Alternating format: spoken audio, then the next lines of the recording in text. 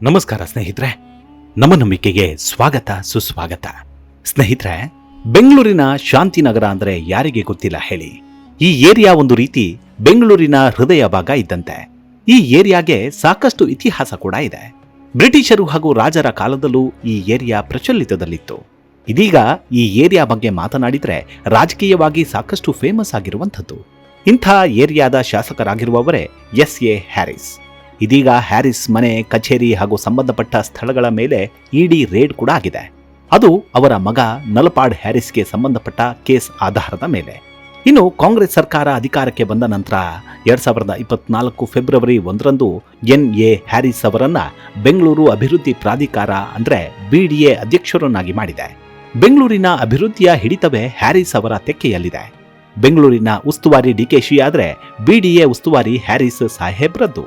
ಶಾಂತಿನಗರ ಕ್ಷೇತ್ರದಿಂದಲೇ ಸತತ 4 ಬಾರಿ ಗೆದ್ದು ಕಾಂಗ್ರೆಸ್ ಶಾಸಕರಾಗಿರುವ ಹ್ಯಾರಿಸ್ ಅವರ ಹಿನ್ನೆಲೆ ಅಷ್ಟೇ ರೋಚಕವಾಗಿರುವಂಥದ್ದು. ಹ್ಯಾರಿಸ್ ಅವರು ಮೂಲತಃ ಕೇರಳ ರಾಜ್ಯದವರು ಅನ್ನೋದು ಸಾಕಷ್ಟು ಮಂದಿಗೆ ತಿಳಿದೇ ಇರುವಂಥದ್ದು. ಆದರೆ ಅವರು ಕರ್ನಾಟಕಕ್ಕೆ ಯಾವಾಗ ಬಂದ್ರು, ಚುನಾವಣೆಗೆ ಹೇಗೆ ನಿಂತರು, ಏನೆಲ್ಲ ಆಸ್ತಿಪಾಸ್ತಿ ಹೊಂದಿದ್ದಾರೆ ಅನ್ನೋದು ಬಹುಶಃ ಸ್ವಲ್ಪ ಮಂದಿಗಷ್ಟೇ ತಿಳಿದಿರುವಂಥದ್ದು. ಇಂದಿನ ಸಂಚಿಕೆಯಲ್ಲಿ ಎನ್.ಎ. ಹ್ಯಾರಿಸ್ ಅವರ ಹಿನ್ನೆಲೆ ಎಂಥದ್ದು ಅನ್ನೋದನ್ನ ಹೇಳ್ತಾ ಹೋಗ್ತೀನಿ. ಎಲ್ಲ ವಿಧದ ತ್ವಚೆಯ ಸಮಸ್ಯೆಗಳಿಗೆ ಧೀಮಹಿ ಪ್ರಾಡಕ್ಟ್ ರಾಮಬಾಣದಂತೆ ಕೆಲಸ ಮಾಡುತ್ತೆ. ಕೇವಲ 3 ದಿನದಲ್ಲೇ ವ್ಯತ್ಯಾಸ ನೋಡ್ತೀರಾ. ಯಾವುದೇ ಅಡ್ಡ ಪರಿಣಾಮಗಳಿಲ್ಲ. ಕೆಮಿಕಲ್ ರಹಿತವಾದ 16 ನೈಸರ್ಗಿಕ ಪದಾರ್ಥಗಳ ಮಿಶ್ರಣದಿಂದ ತಯಾರಾದ 100% ಆರ್ಗ್ಯಾನಿಕ್ ಧೀಮಹಿ ಪ್ರಾಡಕ್ಟ್. ಹೆಚ್ಚಿನ ಮಾಹಿತಿಗಾಗಿ ಕೆಳಕಂಡ ದೂರವಾಣಿಗೆ ಸಂಪರ್ಕಿಸಿ. ಸ್ನೇಹಿತರೆ, ಎನ್.ಎ. ಹ್ಯಾರಿಸ್ ಹುಟ್ಟಿದ್ದು 11 ಜನವರಿ 1967ರಂದು ಭದ್ರಾವತಿಯಲ್ಲಿ. ಅದಾಗಲೇ ಹ್ಯಾರಿಸ್ ಅವರ ತಂದೆ ಸ್ಕ್ರಾಪ್ ಬಿಸಿನೆಸ್ ಮಾಡೋಕೆ ಅಂತ ಭದ್ರಾವತಿ ಮಣ್ಣಿಗೆ ಕಾಲಿಟ್ಟಿರ್ತಾರೆ. ಸಾಕಷ್ಟು ಕಮಾಯಿ ಕೂಡ ಆಗ್ತಿರುತ್ತೆ. ಹ್ಯಾರಿಸ್ ಅವರ ತಂದೆ ಎನ್.ಎ. ಮೊಹಮ್ಮದ್ ಅವರು 1960ರ ದಶಕದಲ್ಲಿ ಕೇರಳದ ಕಾಸರಗೋಡಿನಿಂದ ಶಿವಮೊಗ್ಗದ ಭದ್ರಾವತಿಗೆ ಸ್ಥಳಾಂತರಗೊಂಡ್ರು. ಆದರೆ ಅಷ್ಟಕ್ಕೆ ತೃಪ್ತರಾಗದ ಮೊಹಮ್ಮದ್ ನೇರವಾಗಿ ಗಂಟುಮೂಟೆ ಕಟ್ಟಿಕೊಂಡು ಬಂದಿಳಿದದ್ದು ಬೆಂಗಳೂರಿನ ವಿಜಯನಗರಕ್ಕೆ. ಬೆಂಗಳೂರು ಅಂದ್ರೆ ವಿಶಾಲ ಹೃದಯಿ. ಇಡೀ ದೇಶಾದ್ಯಂತ ವಲಸಿಗರನ್ನ ಆಕರ್ಷಿಸುತ್ತೆ.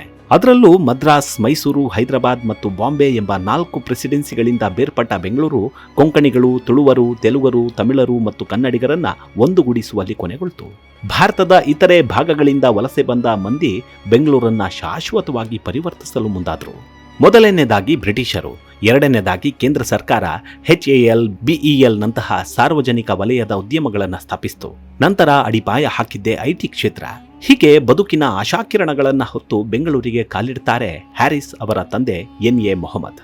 ಬೆಂಗಳೂರಿನ ಕಂಟೋನ್ಮೆಂಟ್ ಬಳಿ ಮಜ್ಜಿಗೆ ಅಂಗಡಿಯನ್ನ ತೆರೆದು ಮಾರಾಟ ಮಾಡ್ತಿರ್ತಾರೆ. ಅದರಲ್ಲೂ ತಕ್ಕ ಮಟ್ಟಿಗೆ ಲಾಭ ಬರ್ತಿತ್ತು. ನಂತರ ಬದುಕು ಬದಲಾಗಿದ್ದು ಕೃಷ್ಣ ಮೇಲ್ದಂಡೆ ಯೋಜನೆಯ ಹಂತ 1ರ ನಿರ್ಮಾಣಕ್ಕಾಗಿ ಟೆಂಡರ್ ಸಿಕ್ಕ ನಂತರ.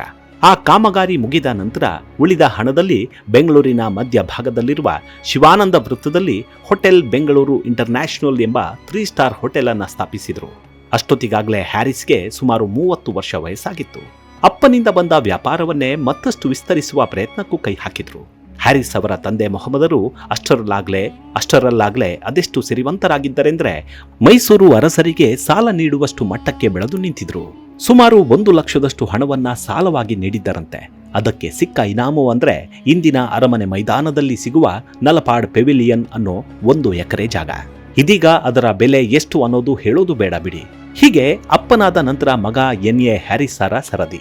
2008ರಲ್ಲಿ ಮೊಟ್ಟ ಮೊದಲ ಬಾರಿಗೆ ಚುನಾವಣೆಗೆ ನಿಂತಾಗ ಘೋಷಿತ ನಿವ್ವಳ ಮೌಲ್ಯ 86 ಕೋಟಿ ರೂಪಾಯಿಗಳು. 2013ರಲ್ಲಿ ಅದು 439 ಕೋಟಿ ರೂಪಾಯಿಗಳಿಗೆ ಏರಿತ್ತು. ಇಂದಿಗೂ ಹ್ಯಾರಿಸ್ ಕುಟುಂಬ ರಿಯಲ್ ಎಸ್ಟೇಟ್ನಿಂದ ಹಿಡಿದು ಶಿಕ್ಷಣ ಸಂಸ್ಥೆಗಳು ಮತ್ತು ರೆಸ್ಟೋರೆಂಟ್ಗಳವರೆಗೆ ಹಲವಾರು ವ್ಯವಹಾರಗಳನ್ನು ನಡೆಸುತ್ತಿದೆ. ಹ್ಯಾರಿಸ್ ಅವರು ರಾಜಕೀಯಕ್ಕೆ ಧುಮುಕುವ ಮೊದಲು ಅವರ ತಂದೆ 2004ರ ಲೋಕಸಭಾ ಚುನಾವಣೆಯಲ್ಲಿ ಕಾಂಗ್ರೆಸ್ ಅಭ್ಯರ್ಥಿಯಾಗಿ ಕಾಸರಗೋಡಿನಲ್ಲಿ ಸ್ಪರ್ಧಿಸಲು ಪ್ರಯತ್ನಿಸಿದ್ರು. ಆದರೆ CPIMನ P. ಕರುಣಾಕರ್ ವಿರುದ್ಧ ಸೋಲುಂಡ್ರು. ಆ ಹೊತ್ತಿಗಾಗಲೇ ರಾಜಕೀಯವಾಗಿ ಸಾಕಷ್ಟು ಕಾಂಟ್ಯಾಕ್ಟ್ ಗಳಿಸಿದ್ರು. ಇದು ಬೆಂಗಳೂರಿನಲ್ಲಿ ಹ್ಯಾರಿಸ್ ಅವರಿಗೆ ರಾಜಕೀಯವಾಗಿ ಬುನಾದಿ ಹಾಕುವುದಕ್ಕೆ ಸಹಕಾರಿಯಾದವು. ಅಲ್ಲದೆ ಅಂದಿನ ಕಾಲದಲ್ಲಿ ಕೇರಳದಿಂದ ಬಂದು ಕರ್ನಾಟಕ ಕಾಂಗ್ರೆಸ್ನಲ್ಲಿ ಹೆಸರು ಮಾಡಿದ್ದ KJ ಜಾರ್ಜ್ ಅವರ ಆಪ್ತರಾಗಿದ್ರು. ಅಲ್ಲದೆ ಕೇರಳದ ಮಾಜಿ ಮುಖ್ಯಮಂತ್ರಿ ಉಮ್ಮನ್ ಚಾಂಡಿ ಅವರ ಕೃಪಾ ಕಟಾಕ್ಷವು ಹ್ಯಾರಿಸ್ ಕುಟುಂಬದ ಮೇಲಿತ್ತು. ಹೀಗಾಗಿ 2008ರ ಕರ್ನಾಟಕ ವಿಧಾನಸಭಾ ಚುನಾವಣೆಯಲ್ಲಿ ಹ್ಯಾರಿಸ್ ಅವರು ಬೆಂಗಳೂರಿನ ಶಾಂತಿನಗರದಿಂದ ಮೊಟ್ಟ ಮೊದಲ ಬಾರಿಗೆ ಸ್ಪರ್ಧಿಸಿದಾಗ ಅವರಿಗೆ ಟಿಕೆಟ್ ದೊರಕಲು ಸಹಾಯ ಮಾಡಿದ್ದೆ ಕೆಜೆ ಜಾರ್ಜ್. ಹ್ಯಾರಿಸ್ ಅವರಂತೆಯೇ ಕೆಜೆ ಜಾರ್ಜ್ ಮತ್ತು ಯುಟಿ ಖಾದರ್ ಕೂಡ ಕರ್ನಾಟಕದ ರಾಜಕೀಯದಲ್ಲಿ ದೊಡ್ಡ ಸ್ಥಾನಮಾನ ಗಳಿಸಿರುವ ಕೇರಳ ಮೂಲದ ಮಲಯಾಳಿಗಳು. 2013ರಿಂದ ಜಾರ್ಜ್ ಬೆಂಗಳೂರಿನ ಸರ್ವಜ್ಞ ನಗರದಿಂದ 3 ಬಾರಿ ಆಯ್ಕೆಯಾಗಿದ್ದಾರೆ. ಸಿದ್ದರಾಮಯ್ಯ ನೇತೃತ್ವದ ಕಾಂಗ್ರೆಸ್ ಸರ್ಕಾರಗಳಲ್ಲಿ ಪ್ರಮುಖ ಖಾತೆಗಳನ್ನು ನಿರ್ವಹಿಸಿದ್ದಾರೆ. ಜಾರ್ಜ್ ಸಾವಿರಾರು ಕೋಟಿಗಳ ಒಡೆಯ. ಗಣಿಗಾರಿಕೆ, ರಿಯಲ್ ಎಸ್ಟೇಟ್ ಮತ್ತು ಏರ್ ಸ್ಪೇಸ್ನಲ್ಲಿ ಹಿಡಿತ ಹೊಂದಿದ್ದಾರೆ. ಹ್ಯಾರಿಸ್ ಅವರ ತಂದೆಯಂತೆ ಜಾರ್ಜ್ ಕೂಡ 1960ರ ದಶಕದಲ್ಲಿ ಕೇರಳದ ಕೊಟ್ಟಾಯಂನಿಂದ ಕರ್ನಾಟಕದ ಕೊಡಗು ಜಿಲ್ಲೆಗೆ ಬಂದವರು.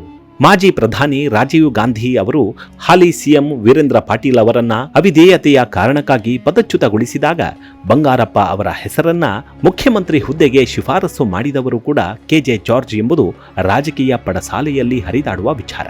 ಹೀಗೆ ಕೆಜೆ ಜಾರ್ಜ್ ಅವರ ಕೃಪೆಯಿಂದ ಕಾಂಗ್ರೆಸ್ನಲ್ಲಿ ಎಂಎಲ್ಎ ಸೀಟ್ ಸಿಕ್ಕ ನಂತರ ಹ್ಯಾರಿಸ್ ತಮ್ಮ 41ನೇ ವಯಸ್ಸಿನಲ್ಲಿ ಶಾಂತಿನಗರ ವಿಧಾನಸಭಾ ಕ್ಷೇತ್ರದಿಂದ ಶಾಸಕರಾದರು. ಅವರ ಪ್ರಭಾವಕ್ಕೆ ಅತಿ ಶೀಘ್ರದಲ್ಲಿಯೇ ಕರ್ನಾಟಕದಲ್ಲಿ ಮುನ್ನೆಲೆಗೆ ಬಂದರು. ಇನ್ನು ಶಾಂತಿನಗರದ ವೈಭವ ಹೇಳಬೇಕಾ? ಬೆಂಗಳೂರಿನ ಮಧ್ಯಭಾಗದಲ್ಲಿರುವ ಶಾಂತಿನಗರ ವಿಧಾನಸಭಾ ಕ್ಷೇತ್ರ ಲ್ಯಾವೆಲೆ ರಸ್ತೆ, ಬ್ರಿಗೇಡ್ ರಸ್ತೆ ಮತ್ತು ಮಹಾತ್ಮ ಗಾಂಧಿ ರಸ್ತೆಯಂತಹ ಐಷಾರಾಮಿ ಪ್ರದೇಶಗಳನ್ನು ಹೊಂದಿದೆ. ನಗರದ ಕೆಲವು ಪ್ರಮುಖ ವಾಣಿಜ್ಯ ಮತ್ತು ವಸತಿ ಸಂಸ್ಥೆಗಳಿಗೆ ನೆಲೆಯಾಗಿದೆ. ಬ್ರಿಟಿಷರು ಬೆಂಗಳೂರಿನಲ್ಲಿ ಸ್ಥಾಪಿಸಿದ ಕಂಟೋನ್ಮೆಂಟ್ ಸ್ಥಳವು ಸೆಂಟ್ರಲ್ ಬೆಂಗಳೂರಾಗಿತ್ತು. ನಲಪಾಡ್ ಗ್ರೂಪ್ ಆಫ್ ಕಂಪನಿಗಳ ವ್ಯವಸ್ಥಾಪಕ ನಿರ್ದೇಶಕರಾಗಿರುವ ಹ್ಯಾರಿಸ್ ರಾಜಕೀಯವಾಗಿ ಸಕ್ರಿಯರಾಗಿದ್ದಾರೆ. ಬೆಂಗಳೂರು ಸೇರಿದಂತೆ ಬಿಲ್ಡರ್ ಮತ್ತು ಡೆವಲಪರ್ ಆಗಿರುವ ಹ್ಯಾರಿಸ್ ಕುಟುಂಬ ಸಾಕಷ್ಟು ಹಣ ಮಾಡಿದ್ದು ರಿಯಲ್ ಎಸ್ಟೇಟ್ನಲ್ಲಿ. ಚುನಾವಣೆಗೆ ಸ್ಪರ್ಧಿಸುವ ಮೊದಲು 2018ರಲ್ಲಿ ಸಲ್ಲಿಸಿದ ಅಫಿಡವಿಟ್ನಲ್ಲಿ ಹ್ಯಾರಿಸ್ ಅವರು ಕರ್ನಾಟಕ, ಕೇರಳ ಮತ್ತು ಮಹಾರಾಷ್ಟ್ರದಲ್ಲಿ ಆಸ್ತಿ ಹೊಂದಿರುವುದಾಗಿ ಘೋಷಿಸಿಕೊಂಡಿದ್ದಾರೆ.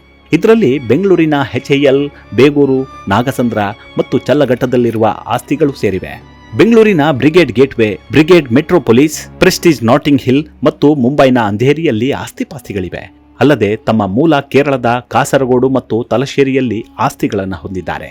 ವಕ್ಫ್ ಮಂಡಳಿಯ ಆಸ್ತಿಗಳನ್ನು ಅಪಾರ ಪ್ರಮಾಣದಲ್ಲಿ ಕಬಳಿಸಿದ್ದಾರೆಂಬ ಆರೋಪವನ್ನ ಬಿಜೆಪಿ ಸರ್ಕಾರ ಮಾಡಿತ್ತು. ಅಲ್ಲದೆ ಆಗ ಕರ್ನಾಟಕ ರಾಜ್ಯದ ಅಲ್ಪಸಂಖ್ಯಾತ ಆಯೋಗದ ಅಧ್ಯಕ್ಷರಾಗಿದ್ದ ಅನ್ವರ್ ಮಾಣಿಪ್ಪಾಡಿ 4 ಲಕ್ಷ ಕೋಟಿ ರೂಪಾಯಿ ಮೌಲ್ಯದ ಆಸ್ತಿಗಳನ್ನು ಅಕ್ರಮವಾಗಿ ಅತಿಕ್ರಮಣ ಮಾಡಲಾಗಿದೆ ಎಂದು ವಿತ್ ಡಾಕ್ಯುಮೆಂಟ್ ರಿಲೀಸ್ ಮಾಡಿದ್ರು. ಈ ಆರೋಪದ ಬೆನ್ನಲ್ಲೇ ಆಯೋಗದ ಅಧ್ಯಕ್ಷರ ವಿರುದ್ಧ ಮೊಕದ್ದಮೆ ಹೂಡ್ತಾರೆ ಹ್ಯಾರಿಸ್.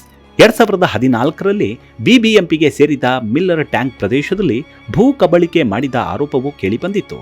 ಕಂದಾಯ ಇಲಾಖೆ ನಡೆಸಿದ ಸಮೀಕ್ಷೆಯಲ್ಲಿ ಕಂಟೋನ್ಮೆಂಟ್ ರೈಲ್ವೆ ನಿಲ್ದಾಣದ ಬಳಿ 44 ಅಕ್ರಮ ಭೂಮಿಯನ್ನ ಹೊಂದಿರುವವರಲ್ಲಿ ಹ್ಯಾರಿಸ್ ಕೂಡ ಒಬ್ಬರು ಎಂಬ ಆರೋಪವೂ ಇತ್ತು. ಈ ಕೇಸ್ನಲ್ಲಿ ಹ್ಯಾರಿಸ್ ಮತ್ತೊಮ್ಮೆ ನ್ಯಾಯಾಲಯದ ಮೊರೆ ಹೋದರು. 2018ರಲ್ಲಿ ಡೆಕ್ಕನ್ ಹೆರಾಲ್ಡ್ ವರದಿಯಲ್ಲಿ ಪ್ರಸಾರವಾದಂತೆ ವಸಂತನಗರದ ಬಳಿ ಇರುವ ಕೆಪಿಸಿಸಿ ಕಚೇರಿಯ ಬಳಿ 3 ಎಕರೆ 29 ಗುಂಟೆ ಭೂಮಿಯನ್ನ ಅತಿಕ್ರಮಣ ಮಾಡಿದ ಆರೋಪವನ್ನ ಹ್ಯಾರಿಸ್ ಮತ್ತಿತರರ ಮೇಲೆ ಹೊರಿಸಲಾಗಿದೆ. ಬಿಬಿಎಂಪಿ ನೀಡಿದ ದೂರಿನ ಆಧಾರದ ಮೇಲೆ ಬಿಎಂಟಿಎಫ್ ಶಾಸಕರ ಮಗನ ವಿರುದ್ಧ ಎಫ್ಐಆರ್ ದಾಖಲಿಸಿದೆ. ಅಲ್ಲದೆ ಬ್ರಿಗೇಡ್ ರಸ್ತೆ ಮತ್ತು ಎಂಜಿ ರಸ್ತೆಯಂತಹ ಹೈಫೈ ಏರಿಯಾಗಳಲ್ಲಿರುವ ಪಬ್ಗಳು ಮತ್ತು ರೆಸ್ಟೋರೆಂಟ್ಗಳಿಂದ ಹಣ ಸುಲಿಗೆ ಮಾಡುವ ಆರೋಪವೂ ಇದೆ. 2012ರಲ್ಲೇ ಬಿಬಿಎಂಪಿ ಕೂಡ ಬೆಂಗಳೂರಿನ ಮಹದೇವಪುರದಲ್ಲಿ ರಾಜಕಾಲುವೆ ಮತ್ತು 10 ಗುಂಟೆ ಭೂಮಿಯನ್ನ ಅತಿಕ್ರಮಣ ಮಾಡಿದ್ದಕ್ಕಾಗಿ ಹ್ಯಾರಿಸ್ ಒಡೆತನಕ್ಕೆ ಸೇರಿದ್ದ ಶಾಲೆಯನ್ನ ಕೆಡವಿತ್ತು. ಅಲ್ಲದೆ ಹ್ಯಾರಿಸ್ ಸುಪುತ್ರ ನಲಪಾಡ್ 2018ರಲ್ಲಿ ಬೆಂಗಳೂರಿನ UB ಸಿಟಿ ಬಳಿಯ ಕೆಫೆಯೊಂದರಲ್ಲಿ ವಿದ್ವತ್ ಎಂಬಾತನ ಮೇಲೆ ಮಾರಣಾಂತಿಕ ಹಲ್ಲೆ ನಡೆಸಿ ಜೈಲು ಸೇರಿದ್ದು ಗುಟ್ಟಾಗೇನೂ ಉಳಿದಿಲ್ಲ. ಈ ಕೇಸಲ್ಲಿ ಪೊಲಿಟಿಕಲ್ ಡ್ಯಾಮೇಜ್ ಸರಿಪಡಿಸಿಕೊಳ್ಳುವುದಕ್ಕೆ ಹ್ಯಾರಿಸ್ ಅವರು ಟ್ವಿಟರ್ನಲ್ಲಿ ಪೋಸ್ಟ್ ಮಾಡುವ ಮೂಲಕ ಹಲ್ಲೆಯನ್ನ ಸಮರ್ಥಿಸಿಕೊಳ್ಳಲು ಪ್ರಯತ್ನಿಸುತ್ತಾರೆ. ಇದು ಅವರನ್ನ ಮತ್ತೊಂದು ವಿವಾದಕ್ಕೆ ಸಿಲುಕಿಸಿತ್ತು. ಮುಖ್ಯಮಂತ್ರಿ ಸಿದ್ದರಾಮಯ್ಯ ಅವರು ಕೋಪಗೊಂಡು ನಲಪಾಡ್ ವಿರುದ್ಧ ಟ್ವೀಟ್ ಮಾಡಿದ್ರು. ಅದು ನಂತರದಲ್ಲಿ ಡಿಲೀಟ್ ಆಯಿತು.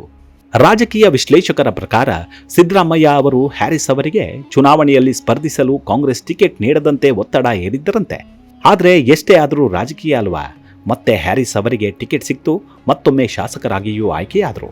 ಹ್ಯಾರಿಸ್ ಸಮಯ ಪ್ರಜ್ಞೆಯ ರಾಜಕಾರಣಿ, ಸಾರ್ವಜನಿಕರಿಗೆ ಸುಲಭವಾಗಿ ಸಿಗ್ತಾರೆ, ಜನಪರವಾಗಿ ಕೆಲಸ ಮಾಡ್ತಾರೆ ಎಂಬ ಹೆಗ್ಗಳಿಕೆಯು ಹ್ಯಾರಿಸ್ಗೆ ಸಲ್ಲುತ್ತೆ. ಪ್ರಸ್ತುತ BDA ಅಧ್ಯಕ್ಷರಾಗಿ ಕಾರ್ಯನಿರ್ವಹಿಸುತ್ತಿದ್ದಾರೆ. ಈ ಹಿಂದೆ BMTC ಅಧ್ಯಕ್ಷರಾಗಿಯೂ ಸೇವೆ ಸಲ್ಲಿಸಿದ್ದಾರೆ ಎಂಬುದು ಗಮನಾರ್ಹ ಸಂಗತಿ. ಈ 2 ಖಾತೆಗಳು ಕೂಡ ಆರ್ಥಿಕವಾಗಿ ಟಾಪ್ ಸ್ಥಾನಗಳಲ್ಲಿವೆ ಅನ್ನೋದನ್ನು ಗಮನಿಸಬೇಕು. ಅದರಲ್ಲೂ ಹ್ಯಾರಿಸ್ DKಶಿ ಅವರ ಅತ್ಯಾಪ್ತ ಅನ್ನೋದು ಎಲ್ಲರಿಗೂ ತಿಳಿದಿರುವಂಥದ್ದೇ.